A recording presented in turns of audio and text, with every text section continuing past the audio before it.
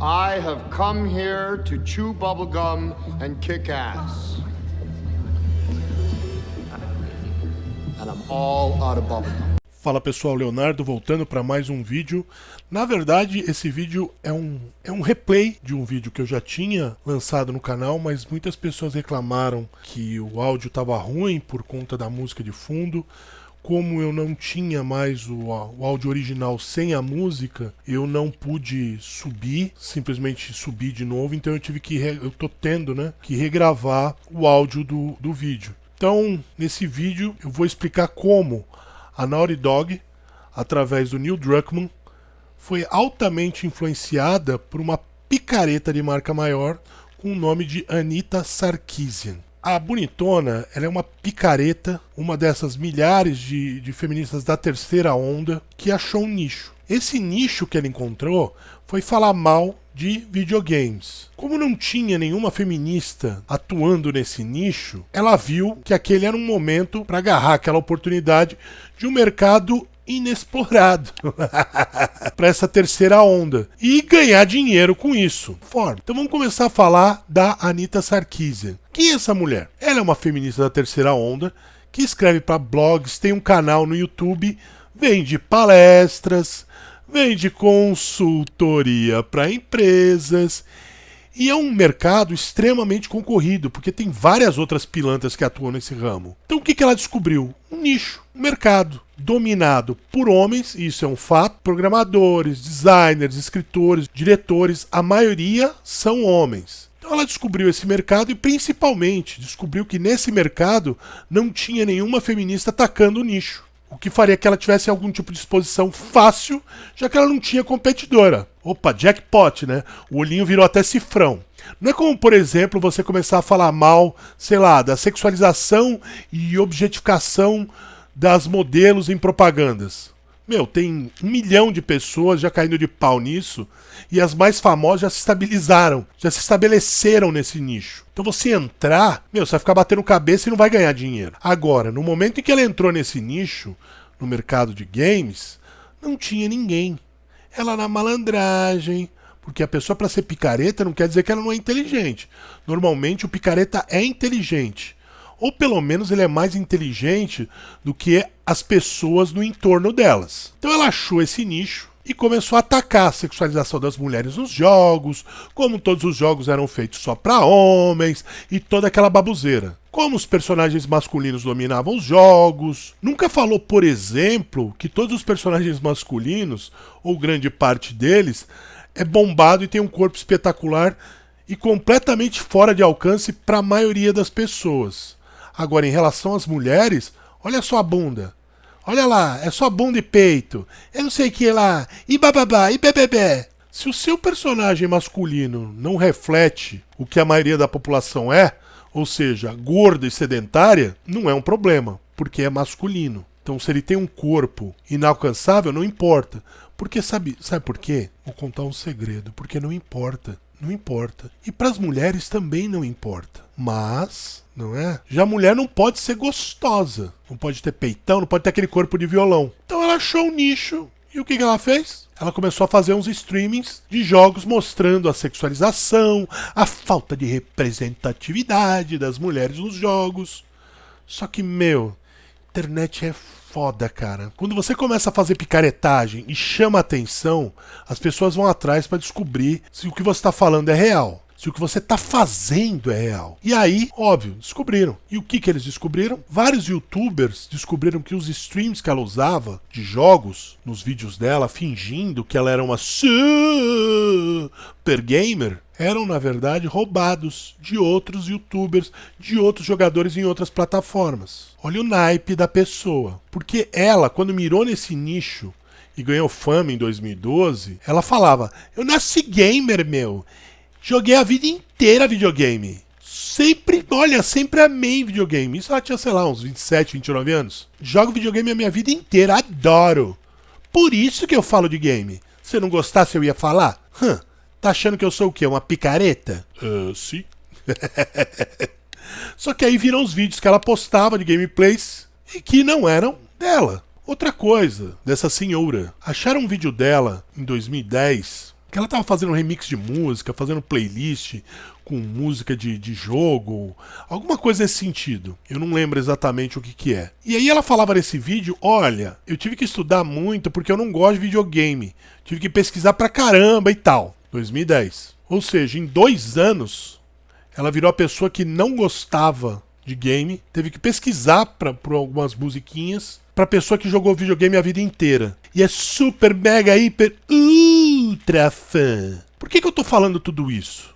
Para mostrar o caráter da pessoa e o caráter da pessoa que está influenciando alguns machos beta, porque essas pessoas são todos homens beta. Aí um beta, como o Neil Druckmann, começou a assistir os vídeos da Super Anita Sarkeesian e começou a vomitar as palavras de ordem que ela vomitava. Se você pesquisar 1 ano depois do lançamento de The Last of Us, o primeiro jogo, ele já estava vomitando as coisas que ela vomitava. O que aconteceu com o primeiro Last of Us? O primeiro é um jogo muito bom, bom mesmo. E aí o que ele fez? Um jogo linear, historinha, papapá, o homem era o herói, bababá, bebebé, bibibi.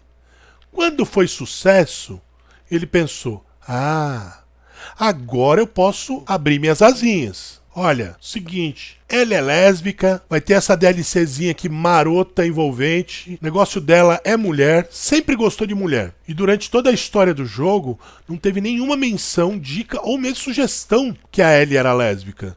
Não que isso fosse fazer qualquer diferença, porque o Bill, um personagem do jogo, era gay. E ninguém se importou. Você não viu pessoas fazendo protestos? Bill é gay! Como eu posso jogar um jogo que tem um dos personagens gay? Pessoas normais não se importam com esse tipo de coisa. E aí começou o plano dele. Depois ele admitiu que esse era o plano, em caso de sucesso estrondoso do jogo. Agora eu vou te contar um pouquinho da história da Naughty Dog, que agora é presidida por esse animal do Neil Druckmann. Em 2014, a Amy Hennig, que foi criadora só de 2 franquias assim bem ordinárias, bem salafrárias, as franquiazinhas safadas, ela só criou o Legacy of Kain. Pra quem teve PlayStation 1 sabe que o jogo foi fantástico, a história era boa pra caramba, a jogabilidade. Então ela só criou o Legacy of Kain, que o meu preferido é o primeiro, é o Legacy of Kain Soul River. Mas que eu saiba são 3 jogos, mas já me falaram que foram 5 jogos no total. Os outros 2 eu nem sei quais foram, eu não joguei. E se você nunca jogou, emula o primeiro jogo, o Legacy of Kain Soul River. O jogo é incrível, é muito bom. Então ela criou, escreveu e dirigiu o Legacy of Kain e o Uncharted. Só essas 2 franquias, mais nada. Franquiazinha ordinária. Esse tal do Uncharted nem venceu. Esse tal do Uncharted quase nem vendeu nada. Todo mundo odeia o Uncharted. Por isso saíram 4 jogos. Só que ela, a Amy Hennig, é uma pessoa que pros Neil Druckmanns, pras Anita Sarkeesian da vida, não merece respeito, não merece nada. Inclusive, a Amy Hennig foi perguntada, óbvio, é uma pergunta que sempre fazem, de machismo no mercado de videogames. E ela falava, ela nunca falou em nome das mulheres, ela falava, na minha experiência eu nunca tive problema de preconceito pelo fato de ser mulher na indústria de videogames. E ponto, essa era a resposta dela. Na minha experiência. Mas, pra gente como o beta do Neil Druckmann e a picareta da Anita Sarkeesian, uma pessoa dessa não merece respeito. Como assim ela não sentiu dificuldade? Então ela criou e dirigiu e escreveu o Uncharted 1, 2 e o 3. Enquanto ela trabalhava no Uncharted 3, o Neil Druckmann trabalhava no The Last of Us. Esses 2 projetos foram tocados pela Naughty Dog simultaneamente.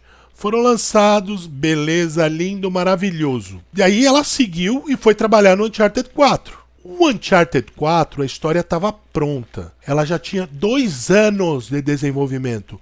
2 anos. E aí o que aconteceu? Várias matérias na época disseram que o Neil Druckmann forçou a saída dela na Naughty Dog. E em 2020, saiu uma matéria desmentindo essa história. E olha como são as coisas desse jornalismo game mainstream comprado. Mais ou menos no mesmo período dos leaks do The Last of Us 2, que saíram aqueles leaks contando toda a história que o Joe ia morrer e bababá, bebebé, que saiu a história desmentindo que o Neil Druckmann tinha forçado a saída dela. Coincidência, né? Não foi logo em seguida, não foi bem depois do lançamento, ou não foi muito depois do leaks. Foi logo em seguida dos leaks. Estranho, né? Coincidências da vida. Ela nunca desmentiu a história sobre ter sido forçada, só que ela não gosta de falar sobre o assunto. Diz que foi por divergência criativa, que ela saiu. Ela nunca contrariou a história também. Nunca disse, não, isso é mentira. Isso não aconteceu, ninguém forçou a minha saída. Neil Druckmann é um cara legal. Nunca falou isso também. Nem antes, nem durante, nem agora. Se você pegar as entrevistas dela atuais, ela desmente essa história. E a gente sabe muito bem, quando uma pessoa fala diferenças criativas, o que que é. Deram um pé na bunda. E assim, no caso dela, um pé na bunda monstro. Porque ela não era qualquer coisa. Ela não era um funcionário intermediário.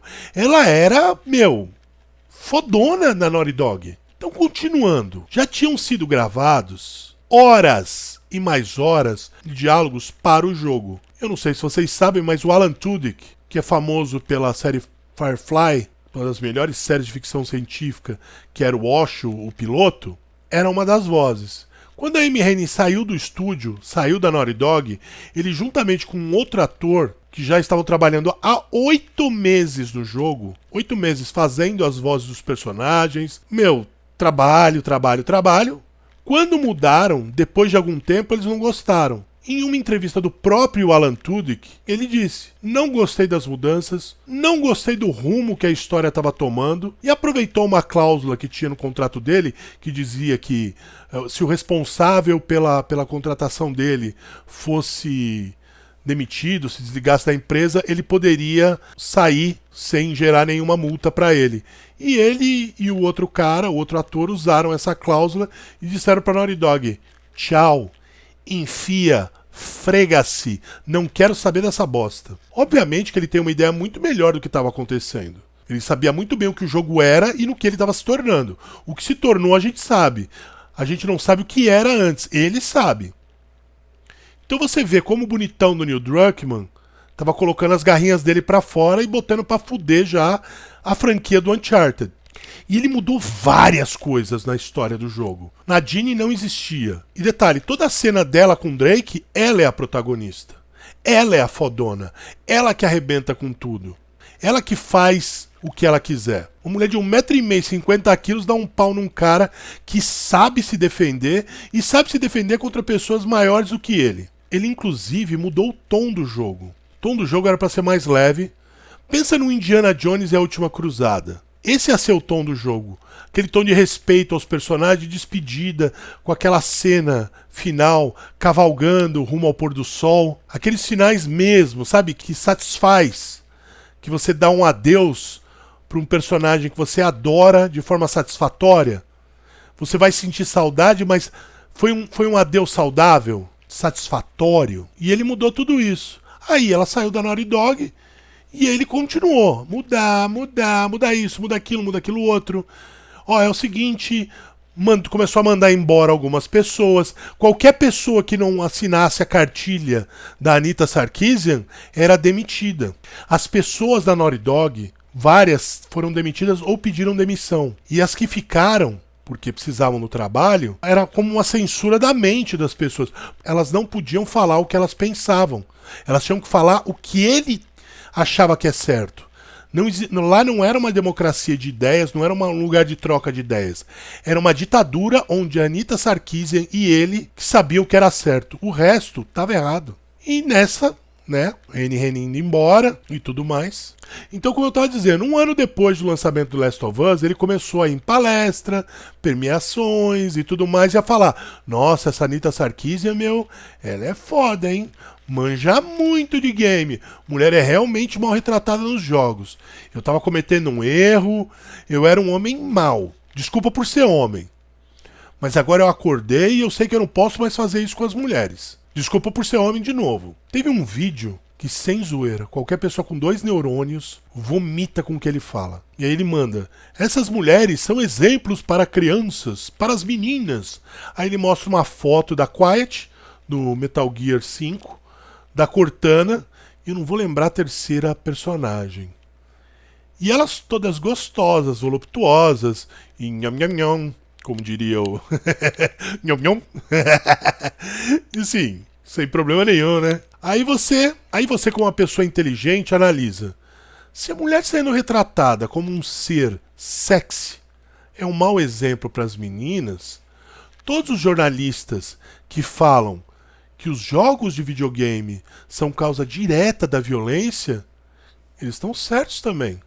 O raciocínio é o mesmo. É exatamente o mesmo, causa e efeito. Quiet, mau exemplo para a menina, que ela mira num corpo inatingível e aí começa a se martirizar e regimes e não sei o que lá para atingir aquele corpo. Garotos jogando Call of Duty, entrando no colégio, a lógica é a mesma. Então, essas pessoas que falam que o moleque que joga Metal Gear 5 e sai e atira nas pessoas, a culpa é do game. Então as pessoas que falam que o moleque que joga o Metal Gear Solid fica violento de forma extrema, causando vítimas, é a mesma coisa. O exemplo, a linha de raciocínio é a mesma. Então um moleque, uma menina que joga o The Last of Us 2 tem que sair dando porrada em todo mundo no colégio quando alguém faz alguma coisa que eles ou que ela não concorda. Ela tem que se vingar, tem que quebrar a cabeça da pessoa na beirada da mesa. Se você parar para analisar essas ideias do Neil Druckmann, não é tipo, saiu no calor da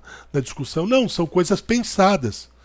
Só que é como funciona a lógica para essas pessoas. A lógica funciona só de um lado. Ela não é uma via de mão dupla. Qualquer outro exemplo usando aquela lógica que não seja condizente com o que eles acham certo, tá errada. Mesmo sendo a mesma lógica. Então essa é a pessoa. E aí foi isso. Foi essa influência maligna que culminou no Last of Us 2. Onde, o Joe não tem vez. A gente tem que matar o personagem principal do jogo anterior. Eu já falei isso mais de uma vez. A morte do Joe é totalmente plausível. Ainda mais em um mundo pós-apocalíptico. Ele já era uma pessoa velha. A questão foi a forma que a história foi contada que culminou na morte dele. A história não tinha nem 2 horas. E o Joe já morre de forma besta, com a profundidade de um pires. Ele encontrou com tal pessoa porque sim, porque o roteiro escreveu. Sabe aquelas coisas que acontecem porque sim? Não foi bem desenvolvido. Na verdade, tá muito claro que a ideia, a gente vai se livrar do Joe rapidinho, tá morto. Está claro que a ideia foi essa. Então não deram a devida importância pro personagem, porque desde o princípio queriam ele morto, queriam ele fora do quadro, para dar toda o protagonismo para Ellie. Que é uma bobagem achar que ele sendo um personagem secundário ia tirar o protagonismo dela nesse segundo jogo. E o pior de tudo foi a propaganda antes do lançamento do jogo. Ela foi totalmente enganosa. Porque eles sabiam que o povo ia odiar. E todo mundo já estava com a impressão que a Ellie ia ser a personagem principal, mas que o Joe ele ia estar lá, quando ela precisasse, como um personagem de apoio, personagem secundário. A história podia ser contada de uma forma muito mais inteligente. Se é lésbica ou não, pra mim não importa jogar com personagem. Lésbica, gay, o que quer que seja. Agora, eu tenho um problema sério de história mal contada, com pessoas estúpidas e a lacração por lacração. Então a história pode ser contada de 500 mil formas, menos a morte sem profundidade nas mãos da Lady Deca, da Lady Bomba. Então isso é só para que todo mundo entenda o que culminou no The Last of Us 2 e por que o jogo foi feito dessa forma e quem são os personagens que fizeram o jogo dessa forma. Os personagens são Anita Sarkeesian, uma picareta, uma pessoa que usa vídeo dos outros para gameplay, para fingir que é dela, dizer que sempre amou uma coisa, mas nunca fez aquilo na vida. Ou seja, uma mentirosa, uma mintómana, com ideias estúpidas, que aproveitou um nicho e é o tipo de pessoa que pegou o cronômetro, assistindo a série Mandalorian, e cronometrou durante a primeira temporada quantos minutos de diálogo as mulheres tinham. Ela fez isso. Só pra poder falar mal da série. E a gente tem o Neil Druckmann, que é um beta, é um covarde, porque não teve culhão pra manter as ideias. É um covarde que, sabendo todo mundo de odiar a morte do Joe, ainda mais daquela forma, fez trailers enganosos do jogo e ninguém não ouve falar dele desde o ano passado. Talvez daqui a 1 ou 2 anos ouçam falar, mas alguém ouviu falar dele? Não. Ninguém. Porque ele é um outro picareta. Criar uma mulher, criar um personagem feminino forte, não é difícil. A gente tem vários exemplos. Videogame, série, livro, filme. Inclusive tem um vídeo no canal dizendo quais são as minhas 10 protagonistas favoritas que chutam a bunda de qualquer um, seja pela força física, seja pelo intelecto. Mas para um picareta como o Neil Druckmann, que se juntou, se aboletou com uma outra picareta chamada Anita Sarkeesian, esse tipo de coisa é impossível. Então é isso aí. Se você gostou do vídeo, dá um joinha, compartilhe os nossos vídeos, assine o nosso canal e até a próxima.